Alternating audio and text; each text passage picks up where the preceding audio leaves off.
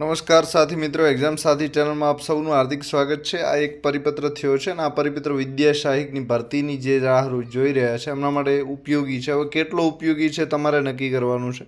તો જિલ્લા શિક્ષણ સમિતિ જિલ્લા પંચાયત જૂનાગઢ દ્વારા પરિપત્ર રજૂ થયો છે અને આ પરિપત્ર દ્વારા જિલ્લામાંથી દરેક તાલુકા પાસે માહિતી મંગાવી છે કે તમારે ત્યાં કેટલી જગ્યાઓ ખાલી છે। તો આ માહિતી ધોરણ 1 થી 5, ધોરણ 6 થી 8 અને એટ આમ 3 માટે અલગ અલગ મંગાવી છે। તો જે આ પરિપત્ર છે વિદ્યા સહાયક ધોરણ 1 થી 5 તથા ધોરણ 6 થી 8માં તારીખ 31/5/2024ની સ્થિતિ આ માહિતી આપવાની છે।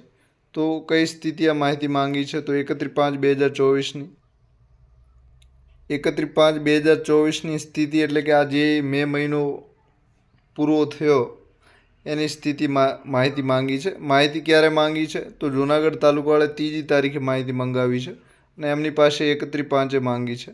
સાથે નિયામક શ્રી પ્રાથમિક શિક્ષણ ગુજરાત રાજ્ય ગાંધીનગરનો આ સંદર્ભ જોઈ શકો છો। એ સંદર્ભ નક્કી કરે છે કે ત્યાં પણ આવી કોઈ મીટિંગ થઈ છે અને ત્યાંથી જગ્યાઓ મંગાવવામાં આવી છે અને ત્યાંથી જૂનાગઢવાળાએ દરેક તાલુકામાંથી મંગાવી છે।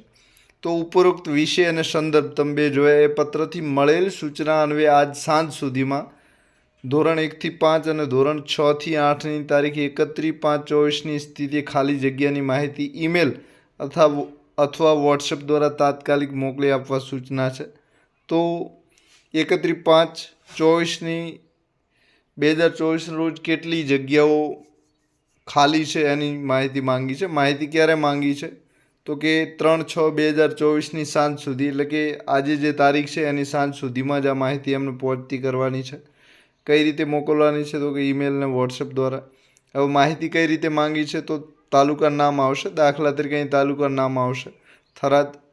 તો ધોરણ 1 થી 5માં જેટલી જગ્યાઓ એટલે કે 500 ખાલી છે। પછી ગણિત વિજ્ઞાન, ભાષા અને સામાજિક વિજ્ઞાન એમ ધોરણ 6 થી 8ની અલગ અને એટ-ટાટની પણ આમ, અને અંતે કુલ જગ્યાઓ તો દરેક તાલુકાની જગ્યાઓ જિલ્લામાં જશે અને આ જિલ્લામાંથી સીધી રાજ્યમાં જશે અને એ આજ સાંજ સુધી મોકલવાની છે। સાથે તેમજ આ સાથે શાળા વાઇઝ ખાલી જગ્યાની માહિતીનું પત્રક પણ અલગથી આપવાનું રહેશે। તો દરેક શાળાની માહિતી પણ આમાં માંગી છે, તમે જોઈ શકો છો। ઉપરોક્ત માહિતી સરકારશ્રીમાં તાકીદે રજૂ કરવાની હોય, જેથી સમય મર્યાદામાં માહિતી આપવા સૂચના છે। તાકીદે એટલે કે ઝડપથી આ માહિતી રજૂ કરવાની છે। તો તમે આ પત્ર પરથી જે પણ ધારણા લગાવી શકો છો।